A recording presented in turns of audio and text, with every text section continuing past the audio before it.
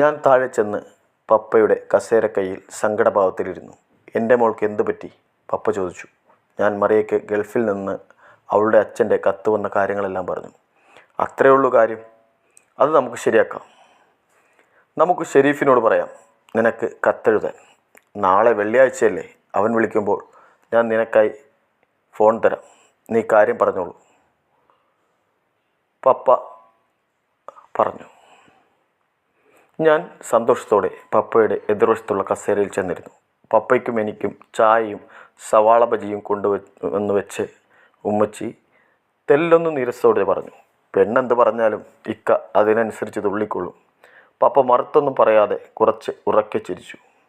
ഉമ്മി, ഇവിടെ ആരോട് പറയാൻ, എനിക്ക് അടുക്കളയിൽ പണിയുണ്ട് എന്ന് പറഞ്ഞ് മുഖം കനപ്പിച്ചുകൊണ്ട് അടുക്കളയിലേക്ക് പോയി.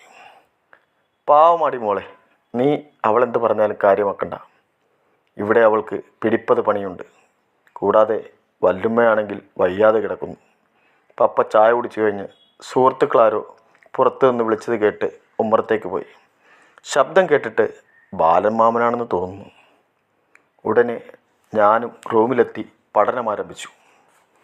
വെള്ളിയാഴ്ച സ്കൂളിൽ നിന്ന് എത്തിയത് വലിയ പ്രതീക്ഷകളുമായാണ്. പപ്പ എത്തുന്നവരെ കാത്തിരുന്ന് മടുത്തിട്ട് കുറച്ചു നേരം TV കണ്ടു. ഉടനെ സ്കൂട്ടറിൻ്റെ ശബ്ദം. പപ്പ അന്ന് 7:30 മണിക്കാണ് ഓഫീസിൽ നിന്നും എത്തിയത്.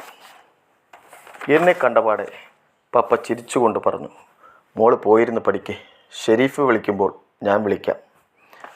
ഞാൻ മുകളിലേക്ക് പോയിരുന്ന ബുക്ക് തുറന്നു. പഠിക്കാൻ കഴിയുന്നില്ല. വെറുതെ ഇംഗ്ലീഷ് പുസ്തകമെടുത്ത് വായിച്ചു കൊണ്ടിരുന്നു. രാത്രി 8:30 മണിയായി കാണും. താഴെ ഫോൺ റിങ് ചെയ്യുന്ന ശബ്ദം. പപ്പ എന്നെക്കുറിച്ച് ഫോണിൽ എന്തോ പറയുന്നത് പതുക്കെ കേൾക്കാം. മോളെ പാറു, പപ്പയുടെ വിളി കേട്ടതും ഒറ്റ ശ്വാസത്തിൽ ഞാൻ താഴെ എത്തി. പപ്പ ഒന്നും പറയാതെ ചിരിച്ചുകൊണ്ട് ഫോൺ എൻ്റെ നേരെ നീട്ടി. ഞാൻ ധൃതിയിൽ ഫോൺ വാങ്ങി. ഹലോ പാറു. അങ്ങേ തലക്കിൽ ഷെരീഫ് കാക്കയുടെ ശബ്ദം. ഷെരീഫ് കാക്ക എൻ്റെ വിഷയങ്ങൾ തിരക്കി. ഞാൻ ഷെരീഫ് കാക്കയുടെ ഒരു വിശേഷവും തിരക്കാതെ എനിക്ക് കത്തെഴുതുന്ന കാര്യം മാത്രം പറഞ്ഞു. അങ്ങേ തലക്കിൽ നിന്നും ഷെരീഫ് കാക്ക ചിരിക്കുന്നു. പാറു, നമുക്ക് കത്തും കവിതയുമായി കളയാം എന്ന് പറഞ്ഞ് ഷെരീഫ് കാക്ക ഒന്നുകൂടി ചിരിച്ചു.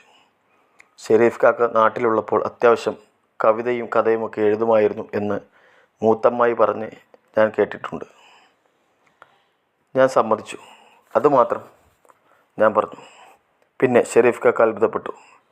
എനിക്ക് കത്തും കവിതയും സ്കൂൾ അഡ്രസ്സിൽ അയക്കണം. അങ്ങേ തലക്കിൽ നിന്നും ഉച്ചത്തിലുള്ള ചിരി കേട്ടു. എനിക്ക് ദേഷ്യം വന്നു. അങ്ങനെയാണെങ്കിൽ എനിക്കൊരു കത്തും കുത്തും ഒന്നും വേണ്ട, ഞാൻ പറഞ്ഞു. പാറു, പിണങ്ങാതെ. ഇക്കാക്ക നിൻ്റെ സ്കൂൾ അഡ്രസ്സിൽ തന്നെ കത്തെഴുതാം, ഉറപ്പ്. മോള് പപ്പയ്ക്ക് ഫോൺ കൊടുക്ക്, ഷെരീഫ് കാക്ക പറഞ്ഞു.